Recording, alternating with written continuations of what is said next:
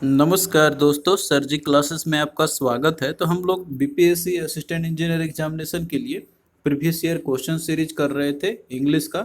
और इसके पहले देखिए हिंदी का भी हमने क्वेश्चन सीरीज आपका कराया हुआ और जीके का भी कराया हुआ है।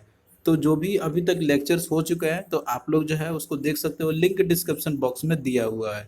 और इंग्लिश का देखिए एक पूरा कंप्लीट पीडीएफ नोट्स भी हमने तैयार किया हुआ है, जिसमें कि आपको ये सारे इंपॉर्टेंट टॉपिक जो है आपके जिनसे कि क्वेश्चन आपका पूछा जाता है, तो ये सारा का सारा इसमें आपको मिल जाएगा। तो इसमें देखिए जो मेन टॉपिक्स आपके हैं एग्जाम पॉइंट ऑफ व्यू से, तो इसमें आपका स्पोर्टिंग एरर के रूल्स के बेस्ड क्वेश्चन आपके आते हैं, सेंटेंस इंप्रूवमेंट्स आपका आता है, और इसके बाद आपका फिल इन द ब्लैंक्स से बेस्ड आपके आते हैं, जिसमें कि आपको एक वर्ड सेलेक्ट करने होते हैं जो करेक्ट होती है। और इसके बाद आपका एंटोनिम्स सिनोनिम्स हो गया, इडियम्स एंड फ्रेजेस, और वन वर्ड सब्स्टिट्यूशंस आपका हो गया। तो इसमें से देखिए सेंटेंस इंप्रूवमेंट्स आपका जैसे और स्पॉटिंग एरर्स आपका हो गया है। और इसके बाद देखिए सिनोनिम्स एंटोनिम्स का भी हमने करा दिया है आपका। और इसके बाद फिल इन द ब्लैंक्स वाला है जो आज हम लोग इसमें कवर करेंगे। फिर इसके बाद आपका बच जाएगा इडियम्स एंड फ्रेज और वन वर्ड सब्स्टिट्यूशन। तो ये दोनों पोर्शन जो आपको केवल याद ही करना है इसमें, तो इसका भी जो है हम आपको एक दो क्लास में करा देंगे। तो आज हम लोग देखेंगे फिल इन द ब्लैंक्स वाला। तो जो पीडीएफ है आपको इसमें पूरा कंप्लीट मिल जाएगा इंग्लिश का, और साथ में हिंदी का भी जो है अलग से पेपर जो आपका है इसके अंदर में, ये paper one paper two Hindi English का जो क्वालिफाइंग नेचर का है, तो आप लोग एटलीस्ट इतना भी कवर कर लोगे जितना हमने आपको दिया हुआ पीडीएफ में, तो आपका जो है आराम से एग्जाम क्वालिफाई आपका हो जाएगा। मतलब इंग्लिश और हिंदी की हम सब्जेक्ट की बात कर रहे हैं, क्योंकि इसमें सिर्फ आपको क्वालिफाई करना है ये दोनों पेपर में। तो देखिए जो क्वेश्चन आपका रहता है fill in the blanks based, तो इसमें जो है क्वेश्चन आपका कुछ इस तरीके से दिया रहेगा कि यहाँ पे एक सेंटेंस आपका दिया हुआ है और इसमें जो है ब्लैंक आपका दिया हुआ है जो कि स्पेस रखा गया है इसके अंदर में, और फोर अल्टरनेटिव ऑप्शन इसके दिए हुए हैं। तो आपको जो है चूज करना है जो करेक्ट अल्टरनेटिव्स है। तो देखिए यहाँ पे जो fill in the blank based जो क्वेश्चन आपके रहते हैं ना, तो ये आपका ग्रामर के बेसिस पे ही रहता है। यानी कि जो भी ग्रामर पोर्शन है आपका इंग्लिश के अंदर में, प्रीपोजिशंस का आपका हो गया, इसके अलावा भी आपका टेंस का हो गया, या फिर जो है नाउन प्रोनाउन एडजेक्टिव एडवर्ब आप जो भी पढ़ते हैं, तो सब उसी के रूल्स के अकॉर्डिंग आपका पूरा का पूरा चलता है यहाँ पर। तो इसमें देखिए यहाँ पे जो आपके दिए हुए क्वेश्चन जो है, तो ये भले ही आपको इसमें लगेगा कि कोई पढ़ने की जरूरत नहीं, लेकिन बिना ग्रामर के रूल्स के आपको जो है इसमें थोड़ा प्रॉब्लम आ सकती है। लगेगा कि ये सही हो सकता है, लेकिन वो एक्चुअली में होता नहीं। आपको जो है ग्रामर के रूल्स के अकॉर्डिंग चलना है। तो यहाँ पे देखिए जो पहला क्वेश्चन है आपका कि I intended to work dash late afternoon. अब यहाँ पे बात कही जा रही है कि वर्क करने की बात कही जा रही है, और वो इंटेंड करता है कि वो जो है लेट आफ्टरनून तक वर्क करे। तो यहाँ पे कोई पर्सन का अपना विश के बारे में बात कर रहा है कि हम जो है लेट वर्क करना आफ्टरनून वो करना चाहते हैं। तो यहाँ पे जैसे दिया हुआ टिल सिंस फॉर और अबाउट आपका दिया हुआ है। तो देखिए अगर आप लोग इसको देखते हैं यहाँ पे, तो इस सेंस में अगर बात कहा जाए आपका, तो यहाँ पे जो करेक्ट आंसर है आपका, तो वो टील आपका हो जाएगा। टील का इसका हिंदी मतलब होता है आपका यहाँ पे कि उस समय तक, यानी कि जब वो जब समय हो जाए उस तक हमें करने का मतलब वर्क करने का जो है इतना इच्छा रखता हो। तो ये आपका हो जाएगा कि टिल लेट आफ्टरनून।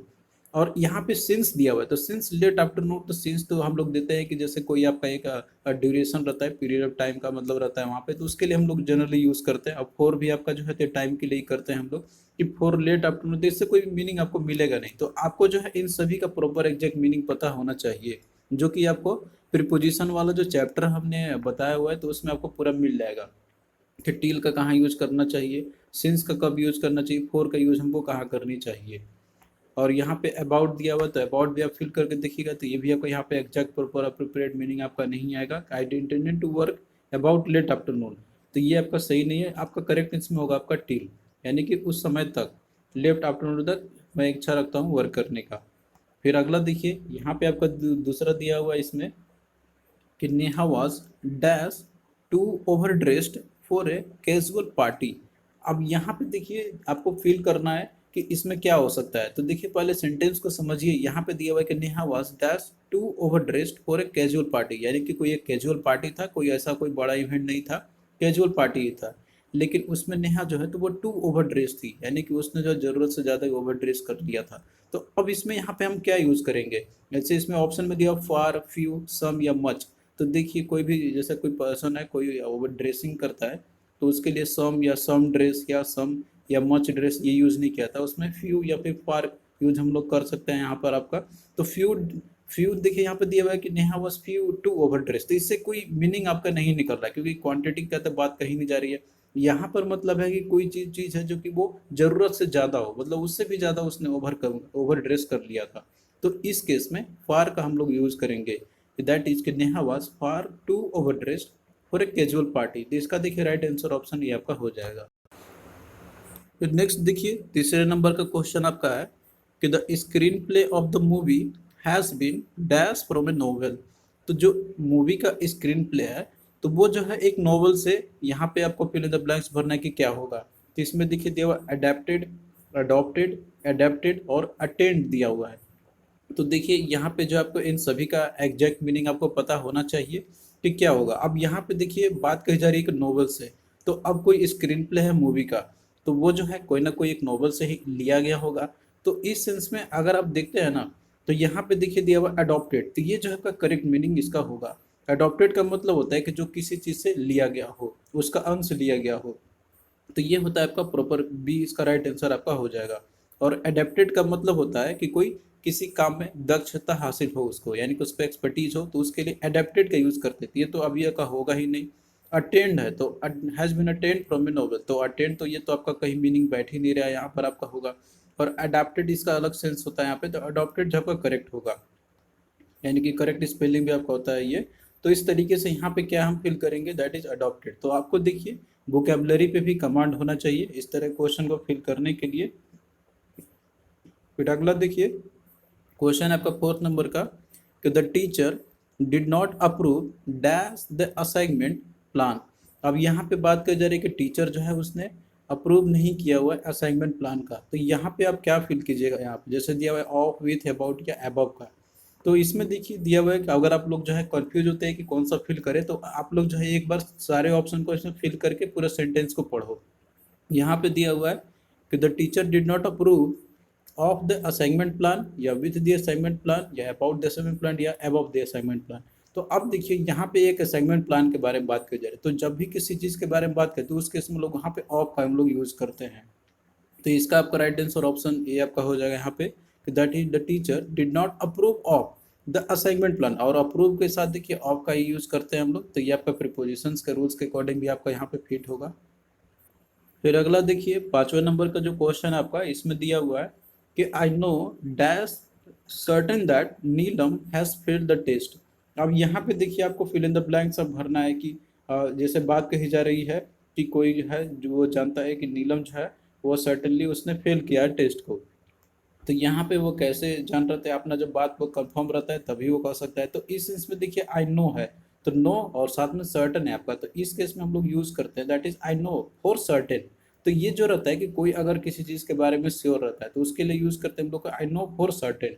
तो यहाँ पे बी इसका राइट आंसर आपका हो जाएगा। अगर आप लोग ये यूज करते हो कि आई नो विथ सर्टेन, तो कोई भी नो विथ सर्टेन आप यूज करते हो यहाँ पर, तो इसके लिए सेंस आपका करेक्ट नहीं बन, मीनिंग बैठेगा आपका। फिर उसी तरीके से I know on certain that Neelam has filled the test, तो इससे भी आपका देखिए सेंटेंस कोई अच्छा बनेगा नहीं। और वहीं पे फ्रॉम के साथ भी आप यूज करके देखते हो कि I know from certain that कि नीलम हैज फिल्ड द टेस्ट। तो आपको देखिए प्रीपोजिशन के अकॉर्डिंग चलना होगा, तो यहाँ पे करेक्ट जो आपका होगा तो वो है आपका that is I know for certain. फिर अगला देखिए यहाँ पे आपका दिया हुआ है छठे नंबर का कि conflicting opinions led to several fights dash the group of the six tourist. अब यहाँ पे देखिए आपका ये काफ़ी अच्छा क्वेश्चन है, आप लोग जो है इसको देखते ही समझ जाओगे। यहाँ पे बात कही जा रही है कि जो कन्फ्लिक्टिंग ओपिनियन था, तो इससे जो है सेवरल फाइट्स स्टार्ट हो चुका, जो कि ग्रुप ऑफ सिक्स टूरिस्ट थे आपस में। तो यहाँ पे देखिए एक से अधिक लोग हैं, मतलब दो से अधिक लोग हैं एक्चुअली में, यहाँ पर आपका दो भी नहीं दो से अधिक है। तो उस सेंस में यहाँ पे देखिए दिया हुआ है बिटवीन या अमंग या ओवर या फोर। तो जब भी अगर दो से अधिक होते हैं, तीन चार पाँच आपका हो गया, तो उस केस में अमंग का हम लोग यूज करते हैं।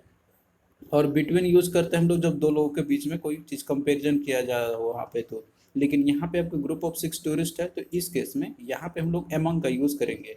तो इस तरह से ऑप्शन बी आपका राइट होगा, बिटवीन आपका नहीं होगा। यहाँ पे बिटवीन द सिक्स टूरिस्ट है, तो ये आपका गलत है, क्योंकि ये जो यूज़ करते हैं हम लोग बिटवीन दो लोगों के लिए यूज़ करते हैं। आप और भी अब यूज़ करके देख सकते हो, जो ऑप्शन सी दिया हुआ है कि conflicting opinion led to several fights over the two group, तो इससे कोई मीनिंग बैठ नहीं रहा आपका।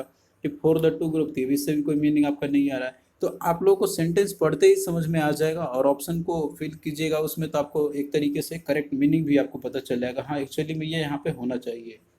और अगर नहीं हो पाता है तो आप लोग जो है अदर ऑप्शन को चूज कर सकते हो। फिर अगला देखिए, यहाँ पे आपका 7th नंबर का क्वेश्चन है कि after the fraud was discovered the manager along with the clerks dash arrested.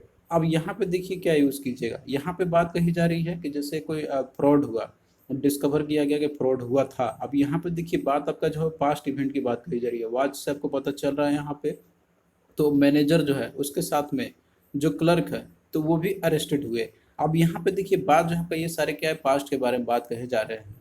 तो इस सेंस में हम लोग देखिए यूज जो करेंगे ना, तो वो हम लोग पास्ट फॉर्मूला यूज करेंगे। और इस पे भी आपको ध्यान रखना है कि इस सेंस में यहाँ पे जो है आपका कौन सा चीज यूज किया गया। अब देखिए यहाँ पे बात आपका दिया कि मैनेजर के साथ में जो क्लर्क्स थे वो सारे के सारे जो है वो अरेस्ट हुए थे।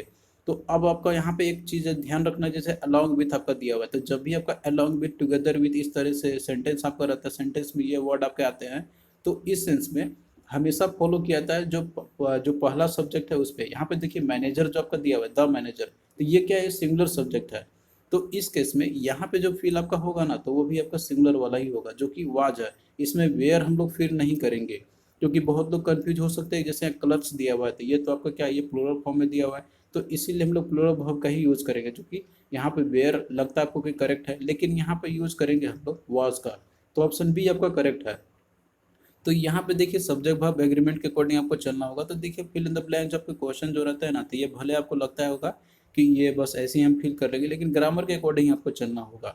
तो यहाँ पे वाज हम लोग फिल करेंगे जो कि आपका अलॉन्ग विथ के साथ था। तो हम लोग इसमें फर्स्ट सब्जेक्ट को देखते हैं कि वो क्या है। मैनेजर आपका सिंगुलर है तो सिंगुलर हमने वर्ड यूज किया है। अगर मान लीजिए कि पहले अगर आपका रहता है यहाँ पे कोई प्लूरल वर्ब, जैसे कि आपका क्लर्क पहले रहता है मैनेजर बाद में रहता है, तो इस सेंस में यहाँ पे क्लर्क आपका पहले रहता जो कि ये प्लूरल फॉर्म में था, तो इस सेंस में वेयर का यूज आपका होता।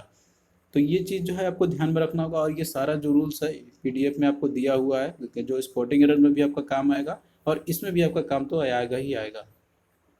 फिर अगला देखिए 8वें नंबर का क्वेश्चन जो आपका यहाँ पे कि the workers have called dash the strike. अब यहाँ पे देखिए बात कही जा रही है कि स्ट्राइक जो है वर्कर ने अपना कॉल अप कर लिया। तो अब देखिए जब भी कोई बंद करता है, मतलब कोई जो हड़ताल जो जारी रहता है, स्ट्राइक जो रहता है, तो उसको कोई अगर वापस लेता है तो उसके लिए हम लोग कॉल ऑफ का यूज करते हैं, ओ डबल एफ का यूज करते हैं, ना कि ऑफ का। तो इस पर आप लोग ध्यान रखना है यहाँ पे। तो ओ डबल एफ आपका है, तो ये मतलब होता है कि क्लोज करना हो गया इसका। तो यहाँ पे ध्यान रखना आप लोग, ये ओ डबल एफ हमको यूज करना है, तो ऑप्शन बी राइट होगा, ओ एफ आपको यूज नहीं करनी है।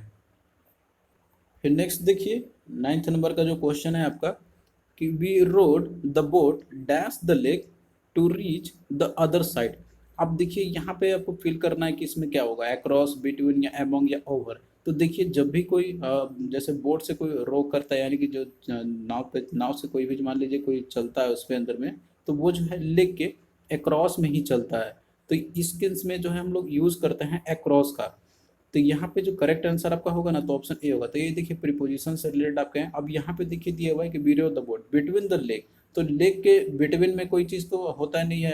अक्रॉस हम लोग यूज करते हैं यहाँ पर, जैसे कोई चीज़ को हम लोग क्रॉस करते हैं, यानी कि एक साइड से दूसरे साइड जाते हैं हम लोग, तो उसके लिए क्रॉस का हम लोग यूज करते हैं हम लोग।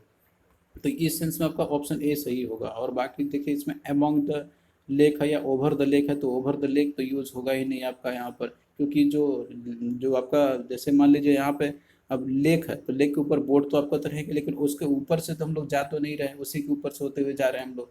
तो इस सेंस में हम लोग अक्रॉस का यूज़ करेंगे। फिर इसके बाद देखिए दिया हुआ है आपका अगला कि I like T better dash coffee. अब यहाँ पे देखिए आपका जो दिया हुआ है ये कंपैरिजन वाले वर्ड जो आपके रहते हैं, तो इस सेंस में हम लोग यहाँ पे देन का हम लोग यूज़ करेंगे। तो जैसे यहाँ पे बात कही जा रही है, यहाँ पे कंपैरिजन कर रहे हैं यहाँ पे कि I like T better than coffee. तो यहाँ पे राइट आंसर आपका ऑप्शन बी हो जाएगा। फिर अगला देखिए दिया हुआ है आपका कि when will see hand dash the key to the apartment. अब यहाँ पे देखिए जैसे बात कही जा रही है कि कोई यहाँ पे बात करें, कोई लड़की है जो सी दिया हुआ है, तो वो जो है हैंड ओवर करेगी। देखिए कभी भी कोई भी चीज़ किसी को अगर दिया जाता है, वो चाहे आपका की हो या फिर कोई संपत्ति हो, तो उसमें यूज़ किया जाता है हैंड ओवर का। तो सिमिलरली यहाँ भी सिचुएशन है, तो इस केस में हैंड ओवर यूज़ किया जाएगा आपका। तो इस तरीके से ऑप्शन ए आपका राइट हो जाएगा। और हैंड डाउन या हैंड बैक या हैंड इनटू, तो ये जो है करेक्ट मीनिंग आपका नहीं होगा। तो आपको जो है प्रीपोजिशंस पे ध्यान देना होगा थोड़ा सा। फिर अगला देखिए दिया हुआ है कि she toss the coin dash the wishing well. अब यहाँ पे क्वाइन को टॉस कोई कर रही है और वो जो है विश कर रही है कि अच्छा हो मेरा। तो यहाँ पे जैसे कोई विश करता है तो इस सेंस में यहाँ पे आप फील करके देखिए दिया हुआ है कि सी टॉस द क्वाइन कि इन द विशिंग वेल या इनटू द विशिंग वेल या ओवर द विशिंग या फ्रॉम द विशिंग वेल। अब यहाँ पे जैसे कि वो विश कर रही है कि कुछ अच्छा होगा, तो इस सेंस में हम लोग यहाँ पे इनटू का यूज करेंगे कि she toss the coin into the wishing well. फिर अगला देखिए दिया हुआ है आपका the train dash at the station at 10 AM daily. अब यहाँ पे आप क्या फिल कीजिएगा, अरीव्स या अरीव या विल अरीव या केम। अब यहाँ देखिए जो शेड्यूल आपका दिया हुआ है कि जैसे ट्रेन जो है तो वो स्टेशन पे 10 AM डेली आता है, तो ये तो उसका एक रोज का शेड्यूल हो गया। तो जब भी कोई चीज़ अगर मान लीजिए कि वो जैसे शेड्यूल रहता है किसी चीज़ का, वो हैबिचुअल जो चीज़ है डेली रूटीन वाला चीज़ है, तो जब भी इस तरह का सेंटेंस रहता है तो उसको जो है हमेशा हम लोग रखते हैं सिंपल प्रेजेंट फॉर्म में हम लोग रखते हैं। तो इस तरीके से यहाँ पे पास्ट वाला विल और इफ तो आपका होगा नहीं। अब इस पे ध्यान देना है आपको कि जैसे द ट्रेन है तो यहाँ पे कोई पर्टिकुलरली ट्रेन के बारे में बात कही जा रही है। तो जब भी आपका रहता है कोई सेंटेंस, मान लीजिए अगर आपका जैसे सिंगुलर में है तो वहाँ पे सिंगुलर वर्ब यूज हम लोग करते हैं। तो यहाँ पे देखिए जैसे अरीब है और अरीब से दिया हुआ है, तो जब भी देखिए अगर एस या ई एस लगा हुआ रहता है आपका वर्ब के अंदर में, तो वो जो है आपका बन जाता है सिंगुलर फॉर्म, लेकिन वो बिना एस का रहता है तो आपका प्लूरल फॉर्म में हो जाता है। तो ये चीज़ आप लोग जो है ध्यान रखना, नाउन और वर्ब में। नाउन में जब भी एस लगाते हैं हम लोग तो वो आपका बन जाता है प्लूरल फॉर्म, और जब भी वर्ब में एस लगता है तो वो आपका बन जाता है सिंगुलर फॉर्म। बिना एस का जो वर्ब आपका रहता है तो वो जो है आपका रहता है वहाँ पे प्लूरल फॉर्म में। तो इस सेंस में द ट्रेन की बात करें, कोई एक ट्रेन की बात कही जा रही है, तो यहाँ पे हम लोग सिंगुलर वाला ही यूज़ करेंगे, जो कि आपका इसमें है एरिब्स, यानी कि ऑप्शन ए इसका राइट आंसर आपका होगा। तो ये चीज़ पे आपको थोड़ा सा कमांड रखना होगा कि कहाँ पे कौन सा चीज़ यूज़ करते हैं हम लोग। फिर अगला देखिए दिया हुआ है कि the student try outs for the game will dash next weeks. अब यहाँ पे देखिए बात कही जा रही है कि स्टूडेंट जो है वो ट्राई आउट करेंगे गेम के लिए, जो कि ये जो है नेक्स्ट वीक से होगा। अब यहाँ पे देखिए दिया हुआ है ना कि बिगिन ऑन या बिगिन बाय या बिगन बाय या बिगिन एट। तो अब सिंस सिनेरियो आपको क्या ये पास्ट की दिखा रही है, तो यहाँ पे भी हम लोग यूज़ करेंगे ये पास्ट नहीं, यहाँ पे फ्यूचर की बात करें, विल है आपका तो फ्यूचर वाला सेंस है, तो यहाँ पे हम लोग फ्यूचर वाला ही वर्ड यूज करेंगे। अब देखिए कोई भी चीज़ जैसे कि आपका रहता है ना कि वो स्टार्ट होगा आपका इस समय तक, तो उस सिनेरियो में बिगिन बाय का यूज हम लोग करते हैं कि यहाँ पे परफेक्ट आपको क्या होगा कि the student try out for the game will begin by next week. तो ये आपको क्या है राइट आंसर, ऑप्शन बी इसका करेक्ट आंसर आपका हो जाएगा। अगर आप लोग ये देखते हैं कि the game will begin on next week, तो ये आपका जो है उस तरीके से सेंस में नहीं आएगा। तो यहाँ पे ऑप्शन बी जो है आपका करेक्ट आंसर हो जाएगा। और बिगन बाय आपका है तो ये जो है इसको देखिए ये पास्ट फॉर्म इसका बना दिया गया है यहाँ पर, तो ये तो आपका है होगा ही नहीं करेक्टली फॉर्म इसका। फिर अगला देखिए दिया हुआ है कि we dash to the circus with our families last night. अब यहाँ पे देखिए जैसे कि बोल रहा है कि कोई पर्सन है वो जो है अपने फैमिली के साथ लास्ट नाइट सर्कस देखने गया था। अब यहाँ पे जो सेंस है यूज़ किया गया था ये भी आपका देखिए क्या पास्ट फॉर्म में है, लास्ट नाइट बात कही जा रही है, तो यहाँ पे भी जो यूज़ करेंगे वो पास्ट वाला ही यूज़ करेंगे। अब बाकी देखिए ऑप्शन में वेंट है, आर गोइंग है, हैव गॉन है या विल बी गोइंग है। तो इसमें देखिए विल बी गोइंग ये फ्यूचर की बात कर रहा है यहाँ पर, और इसके बाद आर गोइंग ये आपका जो है ये प्रेजेंट की बात करी। तो ये दोनों तब का ऐसे एलिमिनेट हो गया अकॉर्डिंग टू सेंटेंस जो आपने देखा यहाँ पे कि इसका जो टेंस क्या है। तो आपको टेंस पे भी थोड़ा सा ध्यान रखना होगा। तो अब आपका वेंट है और उसके बाद आपका इसमें हैव गॉन है। तो यहाँ पे देखिए जब भी कोई जाता है किसी के साथ में तो उसके इसमें हम लोग यूज़ करते हैं वेंट का कि we went to the circus with our family last night. तो ये आपका करेक्ट आंसर आपका हो जाएगा। फिर अगला देखिए दिया हुआ है कि it is hard to come dash terms with such a loss.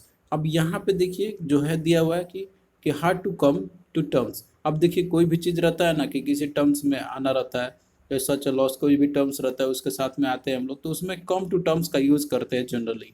Come to terms या कम विथ टर्म्स नहीं यूज़ करते, कम ऑन टर्म्स या कम इन टर्म्स नहीं, कम टू टर्म्स का ही यूज़ किया था जनरली। तो इसका बी आपका करेक्ट होगा। तो ये आपका प्रीपोजिशन से रिलेटेड है। फिर अगला देखिए यहाँ पे आपका क्वेश्चन है कि only dash students had turn up for the art show. अब यहाँ पे फिल इन द ब्लैंक्स आपको भरना है कि क्या होगा। तो देखिए सेंटेंस को अगर आप लोग यहाँ पे ध्यान से देखते हैं तो इसमें जो है स्टूडेंट्स के बारे में बात कही जा रही है। तो स्टूडेंट्स देखिए ये क्या है, बहुत सारे स्टूडेंट्स मतलब होंगे यहाँ पे और वो काउंटेबल होंगे, उनको काउंट हम कर सकते हैं हम लोग, यानी कि एग्जैक्ट कोई नंबर होगा उनका 800 के लिए वो जा रहे हैं यहाँ पे और ओनली भी यूज़ किया गया, तो परफेक्ट है कि कोई ना कोई तो होंगे ही होंगे। तो यहाँ पे देखिए दो सेंटेंस है, एक मतलब दो यहाँ पे आपका वर्ड है, एक आपका फ्यू और दूसरा आपका लिटिल है, लेकिन इसमें फ्यू और अ के साथ भी यूज़ किया गया हुआ है। तो हमने देखिए इसके बारे में आपको बताया भी होगा, अब और भी इंग्लिश का जो क्लास हमने आपको कराए होंगे। तो जैसे फ्यू और लिटिल, तो लिटिल का यूज हम लोग करते हैं जब कोई अनकाउंटेबल चीज़ होता है उसके लिए, और फ्यू का यूज करते हैं हम लोग कि जब कोई चीज़ काउंटेबल हो, यानी कि जिसको काउंट कर सकते हैं। तो यहाँ पे स्टूडेंट्स के बारे में बात कही जा रही है, तो स्टूडेंट तो काउंटेबल है, तो इस सेंस में लिटिल या ऑल लिटिल तो यूज करेंगे ही नहीं हम लोग। ये दो ऑप्शन आपका ऐसे एलिमिनेट हो गया। अब बचा आपका फ्यू और अ फ्यू। तो देखिए जो फ्यू है, तो फ्यू का यूज हम लोग उस सेंस में करते हैं हम लोग कि जहाँ पे कोई एक निश्चित संख्या के बारे में पता नहीं चलता कि मतलब कितना है वहाँ पे, लेकिन यहाँ पे तो ओनली करके दिया हुआ, तो इसका मतलब है कि परफेक्ट है कि कुछ ना कुछ तो होंगे ही होंगे। तो जब भी कोई परफेक्ट पता चलता है कि हाँ कुछ तो नंबर है, तो उसके लिए यूज़ करते हैं हम लोग अ फ्यू का। और फ्यू यूज़ करते हैं कि जहाँ पे असर्टेन होता है लेकिन वो काउंटेबल में है, तो उस सेंस में लोग यूज़ करते हैं फ्यू का। अ फ्यू मतलब कि कुछ ना कुछ तो होंगे ही होंगे। तो इस सेंस में यहाँ पे आपका ऑप्शन ए करेक्ट होगा। और द फ्यू जो आपका रहता है तो वो होता है कि परफेक्टली पता है कि हाँ यहाँ पे होंगे, सर्टेन तो है ही इतना मात्रा में। तो ये सब चीज़ जो है आपको क्लियरिटी रखना होगा, और ये चीज़ हमने ऑलरेडी आपको बताया हुआ, और ये सब कॉन्सेप्ट जो है पीडीएफ में ये आपको ऑलरेडी मिल जाएगा, ये सारा कॉन्सेप्ट दिया हुआ है। तो आप लोग जो एक बार प्लीज़ उसको अच्छे से कवर करना, वो आपका सभी में काम आ जाएगा। स्पॉटिंग एरर में भी आएगा, आपका फिल इन द ब्लैंक्स में भी आएगा, और भी जो चीज़ है उसमें भी आपके वो काम आपके आ जाएंगे। फिर अगला देखिए 18th नंबर का क्वेश्चन देखिए यहाँ पर, आप लोग भी अटेम्प्ट करते चलना पहले पहले। इसके बाद देखिए क्वेश्चन दिया हुआ है कि there is a cat dash the table. अब यहाँ पे देखिए कैट के बारे में बात कही जा रही है कि डैश द टेबल। तो देखिए कोई भी जैसे आप जनरल सेंस है यहाँ पर कि बिल्ली जो रहती है तो वो टेबल के ऊपर तो रहती नहीं है, वो नीचे ही जनरली आप अक्सर आप देखते हैं यहाँ पे। तो इस सिनेरियो में भी आप इसको देख के बता सकते हैं बहुत ही इजीली इसका कि the cat is under the table. तो हम लोग यहाँ पे अंडर का यूज हम लोग करते हैं, तो इसका राइट आंसर ऑप्शन ए आपका हो जाएगा। इन द टेबल या बिटवीन द टेबल ये तो आपका यहाँ पे होगा नहीं। इन, बिटवीन, बिलो, अंडर, ये सारा चीज़ों का आपको प्रिपोजिशन जो होते हैं आपके, तो इन सभी का आपको परफेक्ट याद होना चाहिए, मतलब कहाँ पे कौन सा सेंस में यूज़ करते हैं, तो ये चीज़ आपको पता होना चाहिए सबसे पहले। इसके बाद देखिए अगला दिया हुआ है 19th नंबर का, the birds had dash away from the branch. अब यहाँ पे देखिए बात कही जा रही है कि जो बर्ड्स है तो वो जो है ब्रांच से वो अब क्या हो चुके होंगे, उड़ ही गए होंगे, जाहिर सी बात है यहाँ पे वो फ्लाई ही करेंगे। लेकिन यहाँ पे आपको अब सेंटेंस पे ध्यान देना है कि ये जो है टेंस कौन सा है। तो यहाँ देखिए दिया हुआ है हैड, तो हैड जो आपका ये पास्ट फॉर्म वाला है, यानी कि पास्ट परफेक्ट वाला यूज़ किया गया है। तो इस सिनेरियो में भी आपको पास्ट वाला ही आपको यूज़ करने होंगे। तो यहाँ पे देखिए फ्लू दिया हुआ है, फ्लोन दिया हुआ है, फ्लाई और फ्लाइट दिया हुआ है। तो फ्लाई आपका ये प्रेजेंट फॉर्म का है, और फ्लाइट तो ये तो जैसे कोई इससे टर्म से रिलेटेड है ही नहीं। फ्लाइट हम लोग जनरली यूज़ करते हैं एरोप्लेन के लिए। तो यहाँ पे आपका बचा फ्लू और फ्लोन। तो देखिए जो फ्लू है तो ये जो है आपका इसका सेकंड फॉर्म है, लेकिन आपको यहाँ पे यूज़ करना है इसका पास्ट फॉर्म का, जो कि इसका आपका है फ्लोन, क्योंकि यहाँ पे हैड आपका दिया हुआ है तो आपको जो है उसी सेंस में यूज़ करनी है। तो यहाँ पे आपका करेक्ट आंसर ऑप्शन बी आपका हो जाएगा। अब जैसे फ्लाई, फ्लू, फ्लोन, तो ये जो है इसमें आपको थर्ड फॉर्म यूज़ करना है, क्योंकि आपको पास्ट फॉर्म का दिया हुआ है, थर्ड फॉर्म का है। तो आपको सेंटेंस का टेंस भी देखना होगा, उसके अकॉर्डिंग आपको फिल करनी है। तो इसका राइट आंसर ऑप्शन बी हो जाएगा यहाँ पे। फिर अगला देखिए क्वेश्चन है आपका यहाँ पर 20th नंबर का क्वेश्चन देखिए दिया हुआ है कि dash best is yet to come. तो यहाँ पे आपको फिल करना क्या होगा, देखिए जब भी कोई बेस्ट आपका क्या, ये सुपरलेटिव डिग्री है। तो सुपरलेटिव डिग्री कोई भी आपका रहता है तो उसके पहले हम लोग डेफिनेट आर्टिकल में यूज़ करते हैं, और वो भी द का यूज़ हम लोग करते हैं, जो कि आपका यहाँ पे द होगा, the best is yet to come. और बाकी ए और एन और सम ये सब यूज आपका होगा नहीं यहाँ पर। तो यहाँ पे क्या यूज करेंगे, option D is the right answer है कि the best is yet to come. तो इस तरीके से जो है आपको क्वेश्चन को करने होंगे। तो क्वेश्चन देखिए आपको बहुत सारे पूछे जा सकते हैं, जो प्रीवियस ईयर में आपको पूछे गए थे तो ये काफ़ी इजी थे, उतना ज़्यादा हार्ड भी नहीं था। अगर आप लोग रूल्स पता होगा ग्रामर का तो आप लोग काफ़ी इजीली क्वेश्चंस को आप लोग कर लोगे। और इंग्लिश का जो पीडीएफ हमने आपको दिया हुआ है तो उसमें आपको सारे इंपॉर्टेंट ये सारे पॉइंट्स आपको मिल जाएंगे। तो आई होप कि ये लेक्चर आपको अच्छा लगा होगा, और अगर आपको अच्छा लगा हो तो प्लीज़ आप लोग जो है वीडियो को शेयर कीजिए अपने फ्रेंड्स के में, ताकि हमें मोटिवेशन मिलता रहेगा। तो चलिए दोस्तों मिलते हैं फिर नेक्स्ट वीडियो में, तब तक के लिए बाय।